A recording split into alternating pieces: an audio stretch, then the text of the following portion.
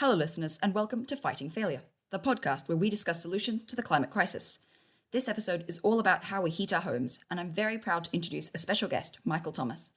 Michael, can you introduce yourself and what you do, please? Sure. So my name is Michael Thomas. I'm the founder of Carbon Switch. One way that I describe what we do is we're building something like a wire cutter or consumer reports for home electrification and efficiency. Cool. So could you explain for the listeners, how does a heat pump work? Absolutely. So the way to think about a heat pump is as a refrigerator in reverse. So the phrase heat pump sort of comes from this idea that what it's going to do is literally pump heat out of one place and into another. So that's the way a refrigerator works, is you've got this space where your food is kept, and there's this heat within there, and there's a refrigerant and a compressor that pushes all of the hot air out, and what's left is cold air. So the same process can be used to basically cool an entire home, and then that process can be used in reverse to heat a home. So you can take some of the air outside that even on a cold day still has some warmth to it until it gets to absolute zero, and you can pump some of that warm air from the outside atmosphere into your home and heat it. And what that results in is a heating and cooling system, or HVAC unit, that is as much as 4 times more efficient than a typical furnace or your AC unit.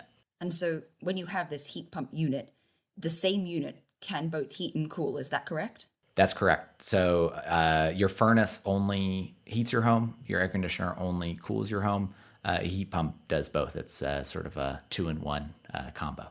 Mm-hmm. And the efficiency statistics you quoted there, is that for one heat pump, or sort of one heat pump system, versus both air conditioning and heating combined in a traditional manner? Sort of. So the 4x that I referenced is actually referring to the coefficient of performance, and the COP is what it's called. The way that works is that in a typical heating unit, you put in 1 therm of natural gas maybe, or you bring in 1 kilowatt hour from the grid into your home, and you get, let's say, 0.9 units of heat out. So once it's kind of gone through its process in the furnace and burned that fossil fuel, or it's gone through your baseboard heater, you've actually lost some energy.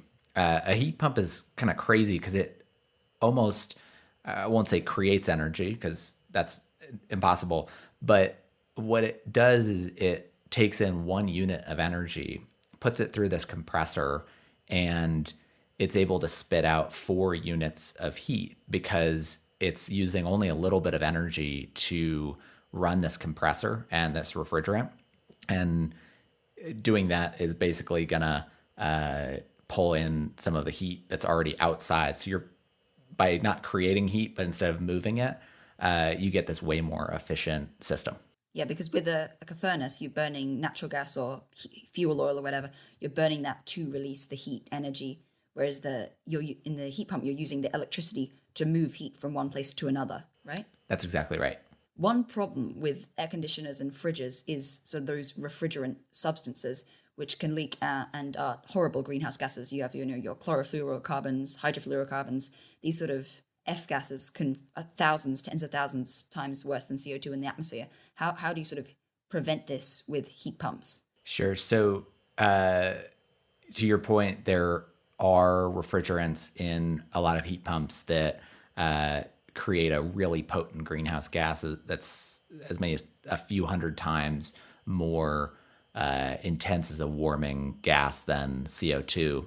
The truth is that a lot of heat pumps have this today, and there's a lot of R&D being done to change that and prevent it. But it's one of the challenges with heat pumps that remains sort of unsolved. How can you get a refrigerant that's both safe, economically viable, and doesn't release these horrible greenhouse gases? Now, it is still way better for the environment to have a heat pump since not all of these gases leak out. Like the bad thing is when a heat pump is thrown away, like an air conditioner unit, which all air conditioner units have the same one, the same refrigerant.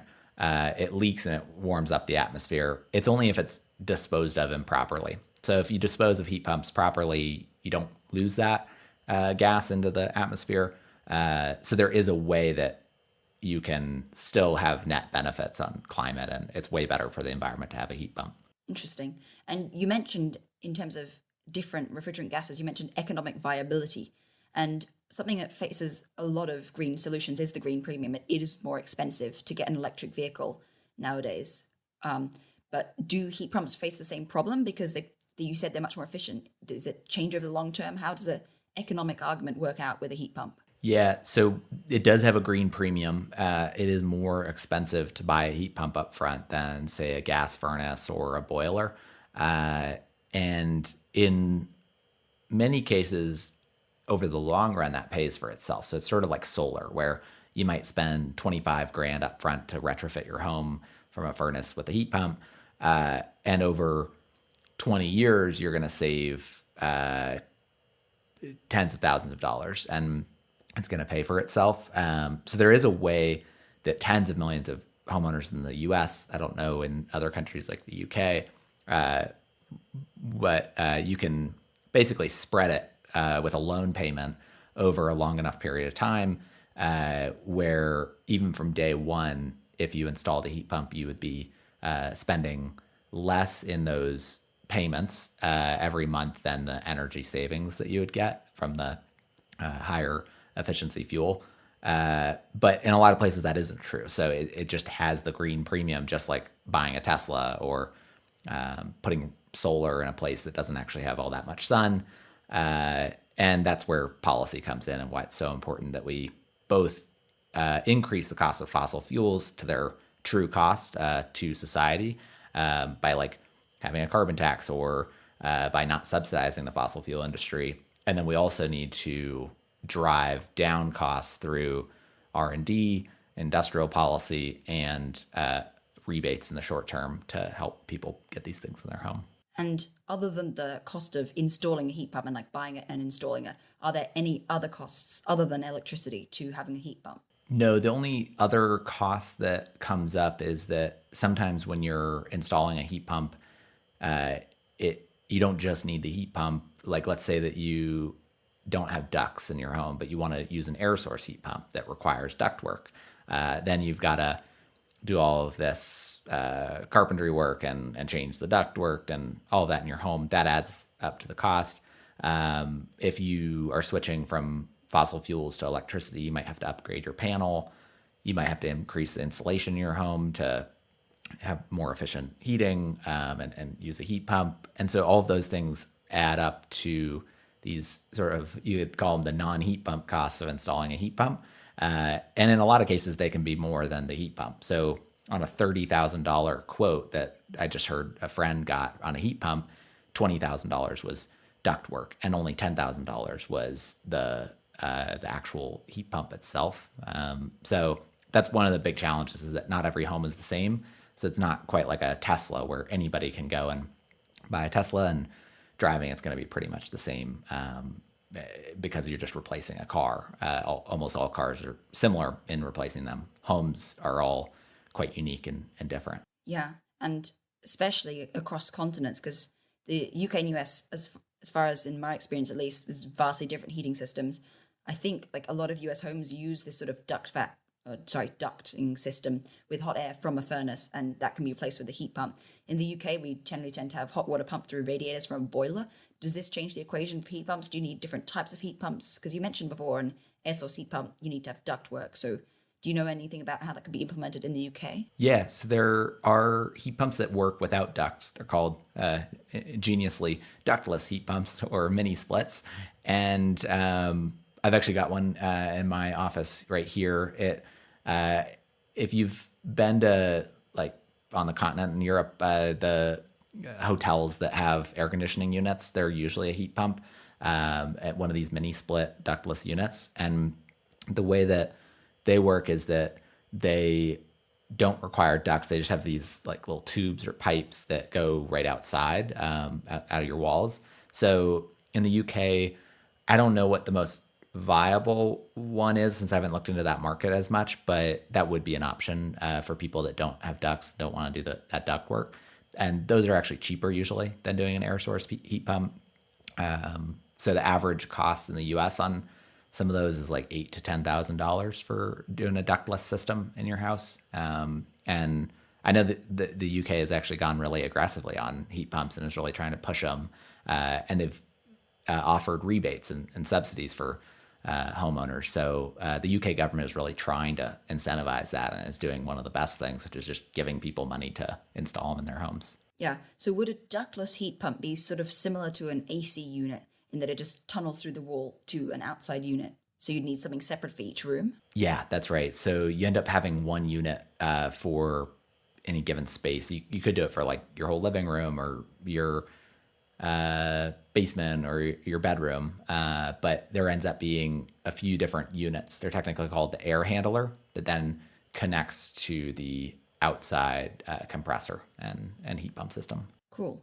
And is there any way to use this heat pump technology to heat water rather than air? Yeah, Because absolutely. that would be very useful. Yeah, so How does that work? so water heating is about 20% of the energy that you use in a home. In the US, home energy is 20% of emissions. And so water heaters in the US alone emit more carbon than all of our flights or all of the cargo that we've got. It's a massive amount just from heating water for our showers and our washing our hands, all these things. And something that people don't really think about all that much. So the way that people primarily heat their homes is either with a electric resistance water heater, that's about half the market, or a fossil fuel burning, whether it's natural gas, propane, or fuel oil water heater, that's another half of the market.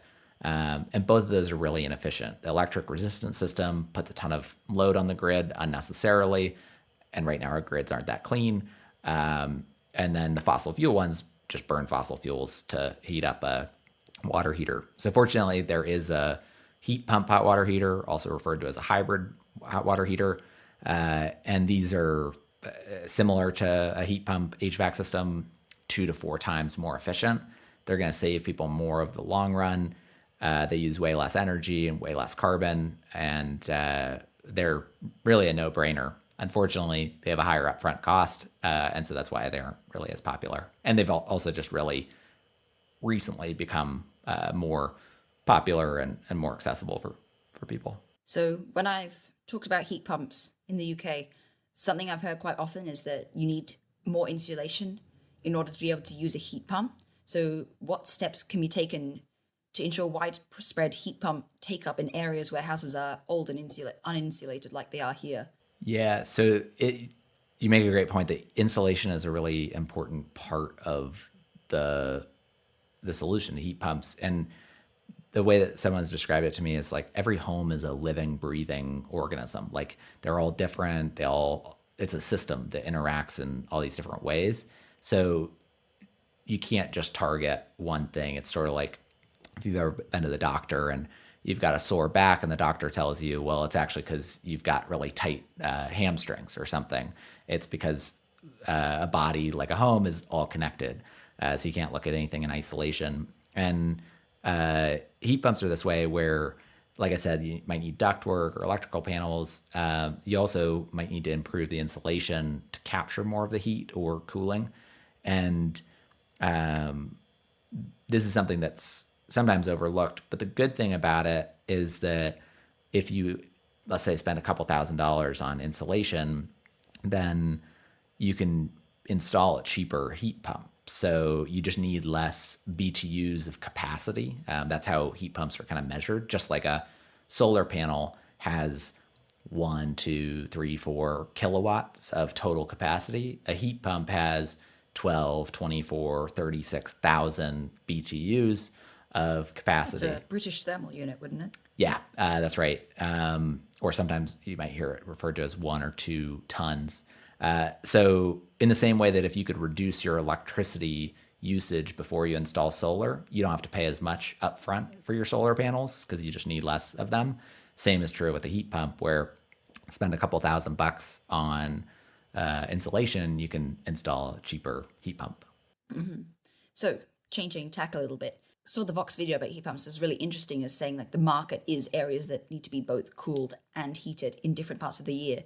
But for areas further north where you don't need cooling in the summer but definitely need heating in the winter, are heat pumps still viable? They are. So one of the myths of heat pumps is that they only work in moderate climates, which isn't true.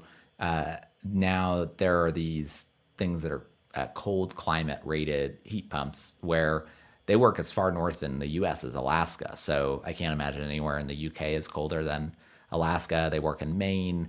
They work in Florida, California, like every climate heat pumps work.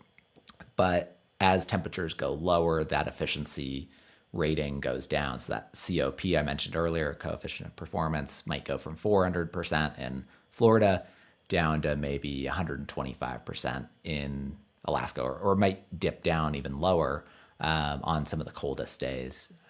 So the economic equation ends up being a little bit trickier the colder you get. Okay, so when I was doing research about heat pumps, I've heard sort of these three terms floating around as ground source, air source, and water source.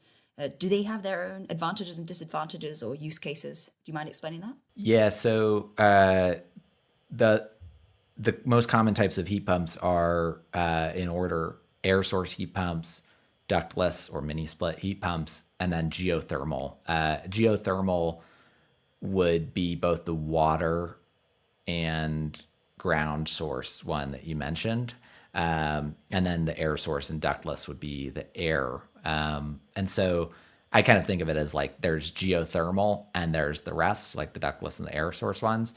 Geothermal is its own beast in a sense, because like when you install a geothermal heat pump, you are digging a hole deep in your yard or really wide in your yard. You're laying a bunch of pipes where you're going to pump air or water through those pipes. And in the winter, the ground below your home go 100 feet down, and it's actually quite warm. It stays moderate. In the summer, when it's really hot outside, up at the surface, it's a lot cooler down below. And so you can pump that temperature, whether it's cold or hot, that you want, and bring it up into your home. So that's definitely the most efficient in terms of annual operating costs and energy used. But you're drilling a hole in your yard and just doing like massive amounts of construction. So it could be 30 to 40 grand to do a system like that. And the benefits do pay for themselves over the long run, but not a lot of people have that money to put in up front. Talking about money, how much further down do you think heat pump prices can be pushed with continued research and development and also with economies of scale? It's a good question. I don't have a good answer for you in terms of like any raw numbers or data. I think one of the challenges that I would say is that heat pumps have actually been around for a while. So unlike something like solar or EVs, where we have this new technology that is coming down the cost curve as we learn more, or the learning curve, heat pumps are actually fairly far down that learning curve because they've been around for decades. Like a heat pump is a refrigerator. Refrigerators were invented in the 30s or 40s or 50s, a long time ago. And so with heat pumps, that is one of the challenges, is that they've been around for a while. So it's not necessarily more scale that we need, but probably just new ways of thinking about it, new ways of manufacturing them. The other thing that is really important is that when you install a heat pump, you have both the hard costs, which is the technology, like the physical unit itself, which is equivalent to like a solar panel or a car. But then you've also got these soft costs, which is the construction, the labor of somebody installing it. And oftentimes the soft costs are 2 or 3 times the fixed costs. So in a $30,000 project, the heat pump's actually really cheap. It's paying the contractor and having them do all the labor that ends up being really expensive, or all the things that you need to do in addition to it.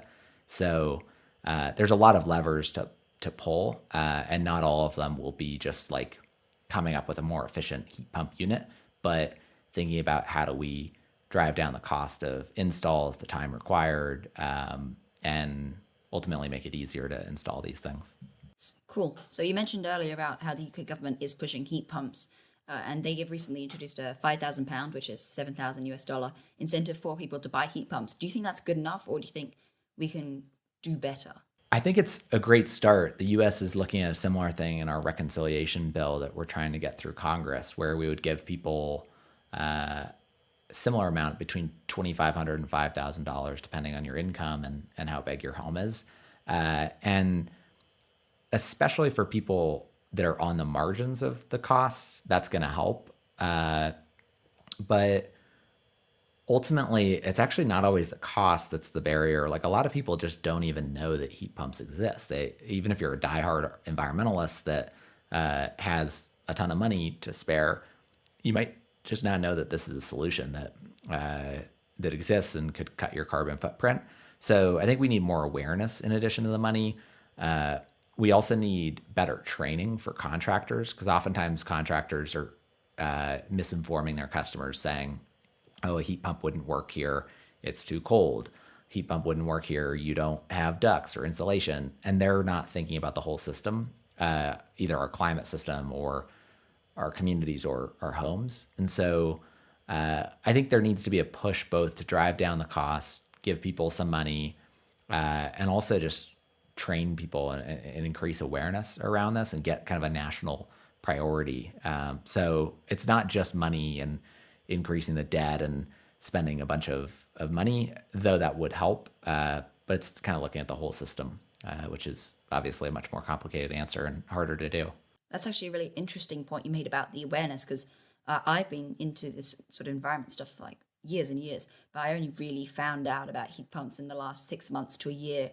And I didn't really understand them until quite recently, really. So I think that's actually a really interesting point you make about awareness. It's definitely something we can push, because there's loads of articles online about, how to reduce your carbon footprint. And I don't think I've seen heat pumps on many of them. So it's a really good point, actually.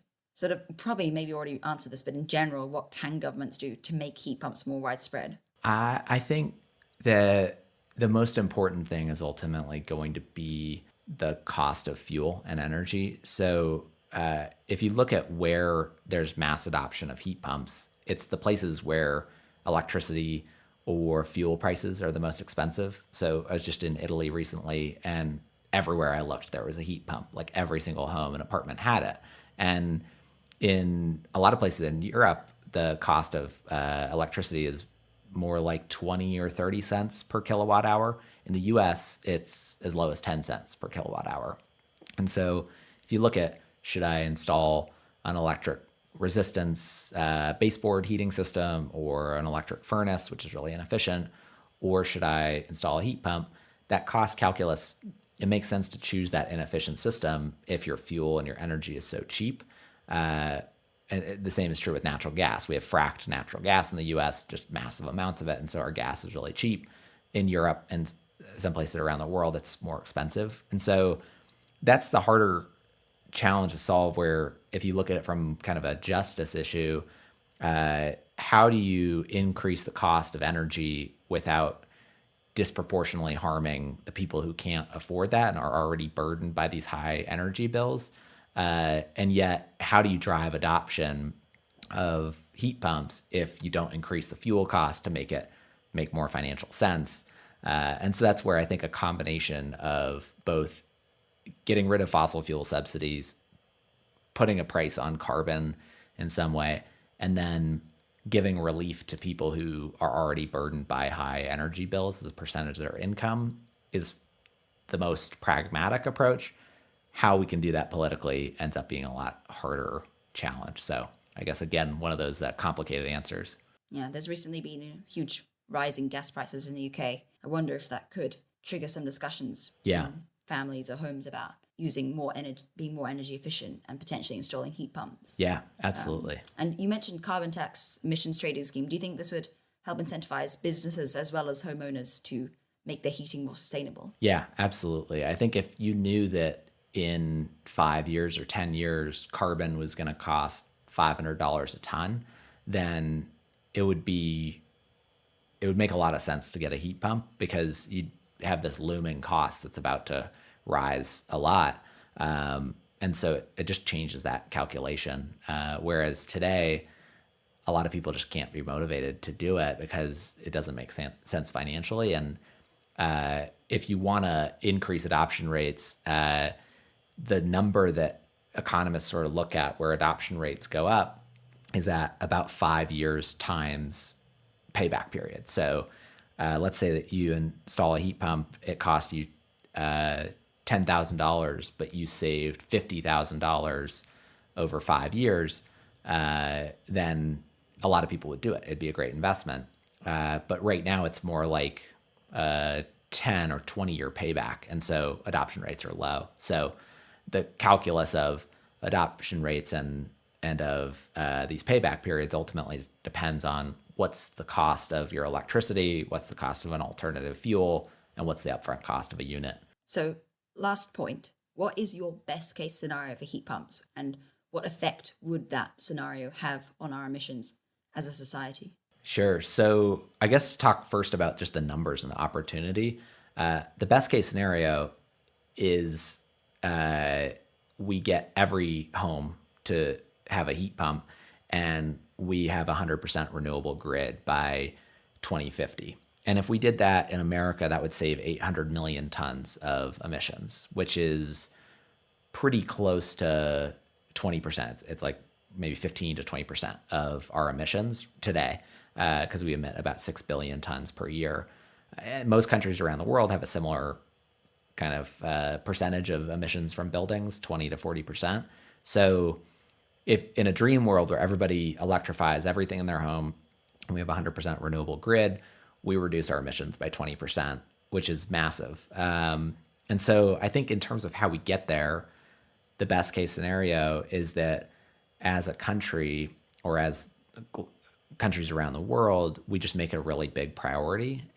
Saul Griffith, who recently wrote this book, Electrify, and has done some of the best work in this field to really popularize heat pumps and this electrify everything movement, has this idea of using the same model that we had in World War II around a national mobilization effort. Basically, what happened in World War II is countries like the UK, or Britain at the time, and the US and France all created this national mobilization, and they had everybody producing planes and bombs and all these things that were bad because it was war. But we could do that same thing if we considered the climate crisis as the emergency it was or is, and we could just try to produce as many of these things as possible at the lowest possible price and make it a national priority. And I think that just needs to happen on everything climate related. We need to make as many EVs as possible, build as many solar farms, build as much transmission, build as many heat pumps and install them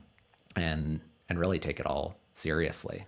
Yeah, that's something I've actually thought about quite a lot, is having, in history lessons, learning about the war and the war effort. And yeah, that's something that's quite well publicized. And also then recently seeing the huge amount of funding that's gone into preventing the spread of COVID-19. It just doesn't really make sense in my head, because COVID-19, the reason the government spent so much money is because it's a huge problem economically if the economy isn't be able to up and running. But climate change is basically that on a slightly longer time scale, because, rising sea levels and changing weather patterns, there's no way this isn't going to impact world productivity. For example, on a heating and cooling related basis, when it gets hotter and hotter in these sort of equatorial regions, it can become too hot for manual labor outside to be safe and comfortable, and that can drastically decrease economic productivity. So it doesn't really make sense why governments aren't putting in this huge amount of effort that they have put into COVID and 50 years, how long ago is it now, more than 50 years, into the world wars.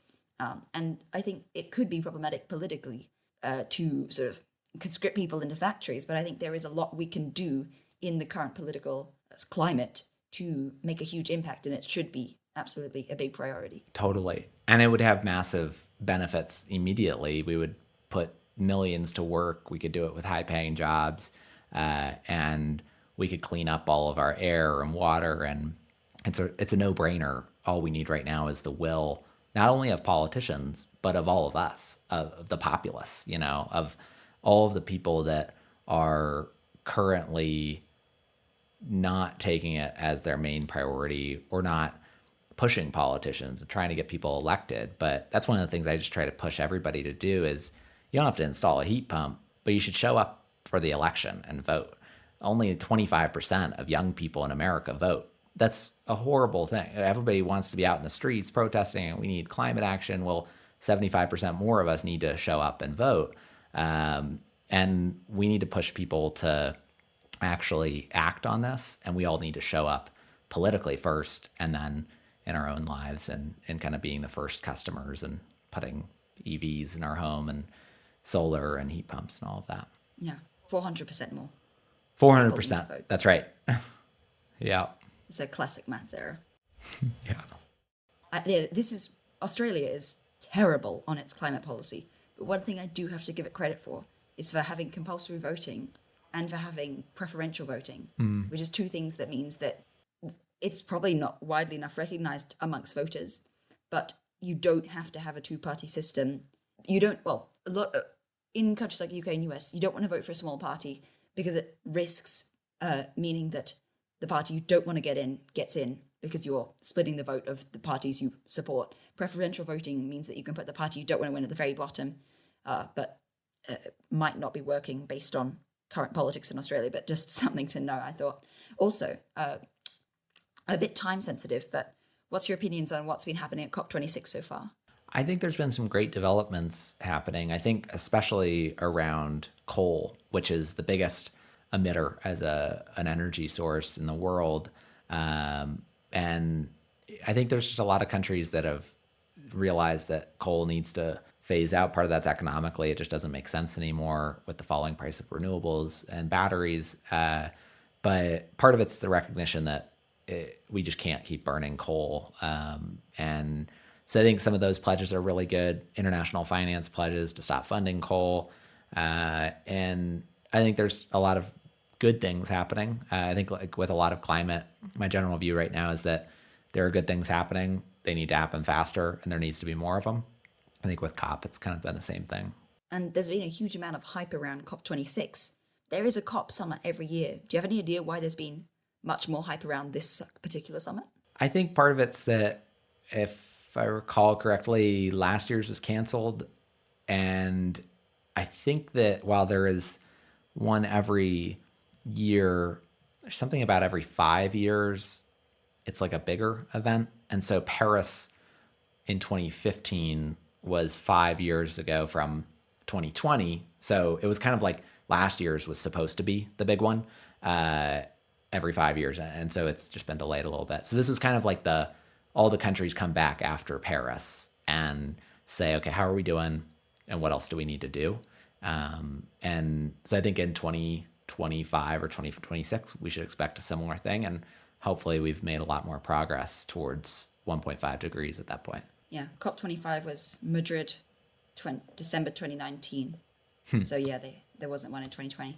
Interesting. Yeah. That's my take on it, probably.